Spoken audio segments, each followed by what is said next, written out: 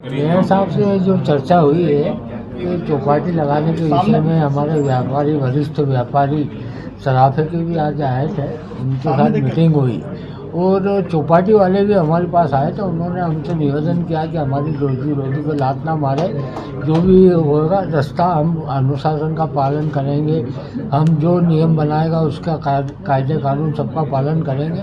तो आज हमने समन्वय किया आदरणीय महापौर जी से, और इंदौर की जो शान है सराफा चौपाटी, उसको मद्देनज़र रख के हमने उनका आदर भी बहुत किया है, उन्होंने भी हमारा आदर किया है। तो बीच का रास्ता निकाल के समन्वय बिठाया। उन्होंने एक कमेटी गठित करने की बात कही है।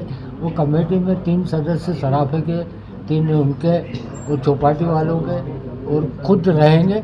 उसके पश्चात जो भी निर्णय होंगे सराफा चौपाटी के विषय में, सराफे में चौपाटी में कितनी संख्या होगी, क्या होगा, किस तरह से सुरक्षा व्यवस्था होगी, सफाई अभियान कैसे चलेगा, ये कई मुद्दे हमने सुझाव के तौर पे दिए हैं। उसके पश्चात ही हम चौपाटी लगाने की बात करेंगे। बाकी अभी जो 1 तारीख का हमने निर्णय लिया था कि चौपाटी नहीं लगने देंगे, तो जब तक कमेटी गठित नहीं होती सराफा चौपाटी यथावत रहेगी।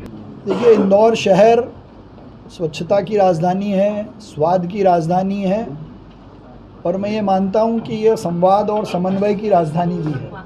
इंदौर शहर में इंदौर के लोग अपने शहर के लिए हमेशा अच्छा रास्ता निकालने के लिए तैयार रहते हैं। हमारे सराफा के मूल सोना चांदी के व्यापारियों ने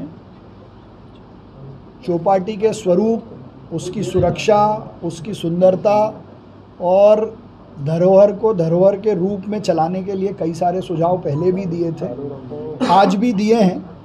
उन्होंने अपने मत में कुछ सुझाव ज़रूर दिए थे कि इसको कहीं और शिफ्ट करें तो शायद इसका स्वरूप बढ़े, लेकिन सभी का ये मानना था कि ये धरोहर है और उसी स्थान पर लगे। उस भाव को हमारे सोना चांदी व्यापारी एसोसिएशन और सराफा के एसोसिएशन के अध्यक्ष हुकुम सोनी जी ने सब लोगों से चर्चा की। शहर हित में, धरोहर के हित में अच्छी सुंदर चौपाटी लगे, इस पर वो भी सहमत हैं। लेकिन अब उसका स्वरूप कैसा हो, उसमें कितनी दुकानें हों, उसका समय क्या हो, इसको हम एक बार सब लोग मिलके आपस में बैठकर तय करेंगे।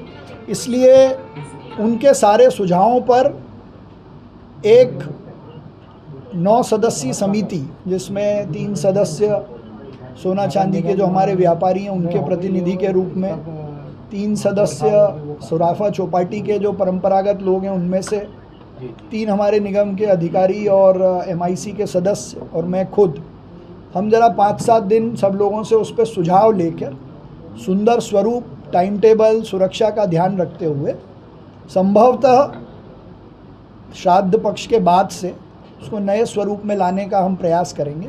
लेकिन मैं अपनी ओर से सराफा के हमारे व्यापारी जो भी, जिनके कारण भी इंदौर की एक अलग पहचान और उनकी मेहनत के कारण इंदौर का स्वरूप हमेशा अलग ढंग से देश में देखा गया, और उन्होंने बड़ा मन रख के शहर हित में जो निर्णय किया है उसके लिए पूरे इंदौर की तरफ से उनका धन्यवाद करता हूँ, आभार करता हूँ।